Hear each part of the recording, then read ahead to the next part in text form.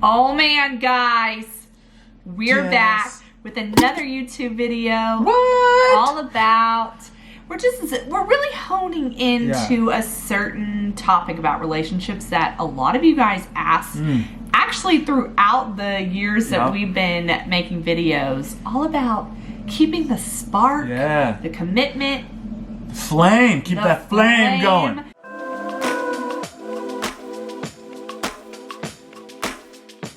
In a relationship. You know, we have this one question. We're just going to dive right into it. Okay? It says, tips on maintaining commitment as each individual person changes and grows over the years. So, Fedrick and I have been married for... You knew I was going to say that. 5 years. Were you going to say that? Yep. You were? Almost 5 years. April 23rd. Anniversary coming up soon, guys. Oh, y'all probably didn't know. Now you know. It's anniversary. But then we dated for 3 years before, so it's been a long time of loving and committing to one another. So we're almost in an 8-year club. Well, I guess we could say, like, how have I changed and grown, and how have you loved me through it? I'm still trying to figure out if she's changed. Wow! I always feel like Jaclyn doesn't age, you know? Right. In the face, I tell she has a young face, but she doesn't age. So she has discovered the fountain of youth, but she has matured a lot. Like, we've grown so much in these last 5 years. I think one of the things you have to remember is that you have to remember what you committed to. When you came down that altar and you said, I do, like, you have to always constantly remind yourself every single day of what did you say I do to. Like, we said I do to each other forever. And that's in the highs, the lows, when things are a little bumpy, when we're being salty, when we're just Which being... would never happen. We never do that, right? We never like not want to talk to each other and stuff. Like, we don't do that, you know, right? Everything's perfect all the time, you know? So you just gotta always remind yourself of that you said I do to this person. And for me personally, I always look at my ring, which I don't have on right now. But I always look at my ring. Wow. Because it's a reminder. It's just like more than a ring for me. Boo. And it's a reminder to me of, like, I committed to this one lady for the rest of the time. You have to constantly remind yourself of that. Otherwise, I think you're going to easily drift to start thinking like, oh, there's grass greener on this side, or Stacy Q over there hitting me up. Like, maybe I should give her some other day. Just a random person. Nobody's hitting me up. I'm just saying that's just like... Stacy, don't you be sliding his DMs, Don't be sliding my DMs. Enemy always is at work, and he's always trying to come at you, and especially in marriages, like, he's going to try to come at you, whether it's temptation or insecurities, or just to try to disrupt your marriage, especially if it's like based on biblical principles and you're trying to live in a way that's pleasing to God. Well, people are gonna change, and if you get into marriage thinking, wow, where did that guy go? We're all evolving, we're all changing, and God is working through us, and your marriage should be strengthening and evolving and deepening. But yeah, there could be things that Fedrick does that he didn't do or did then and doesn't do now, or just like who he is. Like, I think we should be evolving and becoming more who God created us to be within the realms of marriage, and you're either supportive of that. Hopefully it's headed in the right direction. Hopefully the person you marry just isn't getting worse. I think one thing that we think, and we've talked about lately, is the more you're married and the longer you're married, the more comfortable you become with each other. And so Fedrick and I really, and this is personal, is that we're so comfortable sometimes that you can just like say whatever, not like super disrespectful or mean way, but just kind of like, you know, anything goes, just like you would with family. Like sisters, and how you treat your sisters and brothers. Like. And so you have to really pause and go like, what are we doing here? And even as like becoming parents, now that changes. Also, like, girls, our bodies change. And that's a huge thing. Like, wow, is my husband gonna love me through my evolving body? Especially having kids. And knowing that it might not bounce back like immediately. And so you just have to go back, like Fedrick was saying, and like have those conversations and make sure you have married someone that you were entwined spiritually, one spirit. We always have to remind ourselves is like, we're not in a heavyweight championship That's fight. what I wasn't gonna You know what say. I'm saying? So we have to monitor the amount of jabs we're giving each other, right? The body blows. You know what I'm saying? It's easy to just come with those quick jabs and get jabby in conversations, or can get feel like jabby. you one of those But because you know they're gonna feel it right up in, you know what I'm saying? Right up in the side, in the rib. I feel like Like in the I've rib, been though. jabby the entire time. Right. Go ahead, tell the people. I mean, the Lord has really brought me a long way. But I feel like you are such a nice guy that just in probably the last year and a half, you have come back With what? with more jabs. Now, let me just get this straight. This is never disrespectful. He has never yelled, No. cussed me out, or anything like that. We're talking just like annoying little... Just annoying. Did it. We call it the did it. We're all day, you're just jabbing each other for no reason. I think what was shocking to me was like how he was changing was... he jabbed back. I'm like, no. I'm the one that dishes it. You don't bring it back. You know what it is, right? What? Just have to give you little simple reminders of where I've come from. Exactly. Here's the deal. Fedrick and I have been saved by the blood of Jesus, and our jabs washed right into the cross. We both in our 20s really use our words to be just jabby, slice them up, and like use humor to make fun of people, and like all day. We just don't do that anymore. I know it comes naturally for me to do that. But I have to like tell them no. Yeah. Not saying I don't think it. Still, sometimes I'm still working on my thoughts. I constantly check in with him. Like, are you so annoyed with me? How annoyed with me from a on a scale of 1 to 10? I say no. It could get there sometimes. Constant jabs. Those are small, like minute things, and you could easily gloss over those. They can build into like big things. I could like start to derail your relationship if you don't address those early. So when we feel like we're getting jabby, we sit each other down and say, hey, we're getting a little jabby right now, and jabalicious as we say, and we need to stop and let's just rewind and let's just both focus on not being jabby for the rest of the day, or let's just go back to the love. Look at that ring on your fingers. Look at that ring on your fingers. Remember that? You don't want this jabby on this jabby. Whatever it is that gets you back to that moment, and you realize, because for us, we never thought this would happen. We get married, and we walked through so much to get to this point. We fought too hard to get here, to not stay here. Anytime we're getting jabby, you have to go, where is the source? Okay? So the enemy, I've said this in a million videos, hates your marriage. He hates the commitment. He hates the unity that is in this room, in this house. And so it's like the little foxes that steal your joy. Here. It doesn't come in a big rushing wind. It comes one by one. So I think communication, and if you're feeling some type of way with your person, it's always good to just be like, did you mean that? Because if you just assume the whole time like your person is out to get you or not on the same team, then you're constantly going to be in defense mode. This is taking a whole other shift.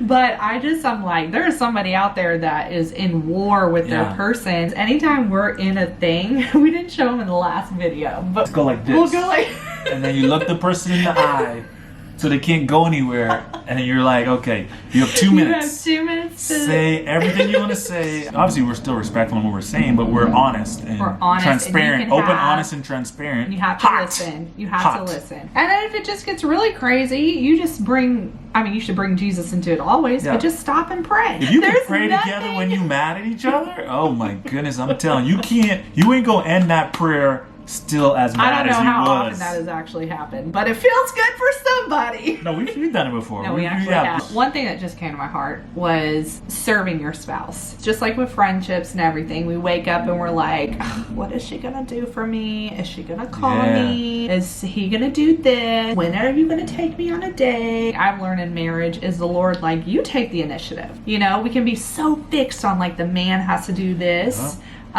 Or you take that line from Beyonce, let me cater to you. Let me cater, and I want to cater to you, boo daddy. So another thing is, how well, like, do you love yourself? So sometimes guys are just clueless. True.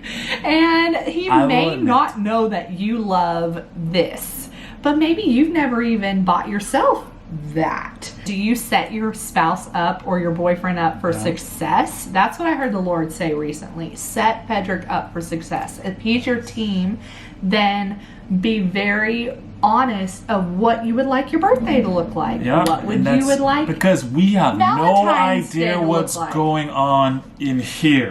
We wish we knew as guys, but we have no clue. And when we think we do, we're so far off, it don't even matter. It's good to have check-ins. If it's something where you like to rest a certain way when you're sick, let them know how you like to rest when you're sick. Or I if have it's, to drill this one into your head. Or if it's a certain expectation level, like he don't know your expectations unless you tell him, and she's not gonna know your expectations unless, as guys, we tell her. So well, I think females like the mystery. Like, we want you to like discover us. Like, just discover what we like. And then when it doesn't happen, we're just like then you're disappointed. I remember actually the first birthday when we were dating, and you didn't call me. I didn't. Until literally, I think, like 10 p.m. I figured people was gonna call you, so I was trying to save the best for last. But I was literally so upset because birthdays in my family is like the biggest thing in the massive world. celebration. Think the Kardashians on like a Ross dress for less budget. I don't think like he really knew, and still sometimes I think I don't express myself as much in that area. But Fedrick, I mean, he nails it out of the park. It's just like most times I don't always get it right. No, it's just not like, perfect. I mean, this is like just honest chat. Like there are things that you expect from me or want me to do, and so we have to like really communicate. Like really overly communicate. And it's crazy how like if you communicate those things, those expectations are out there and the person knows that in a sense can help you to feel like that person is actually caring about you too. Like that helps to keep the spark because you're like, okay, like we can heard me talk. Yeah, you could hear he heard me or she heard me, and he or she's actually doing something about it. Well, I think you can like nag about a situation, or you can literally just come and just be like, hey, I would really love, like, I really love when you do da da da da da. You should do more of that. So like, you never do this. Yeah, and don't be afraid. Don't be afraid to have those conversations and say it if over time the thing that you like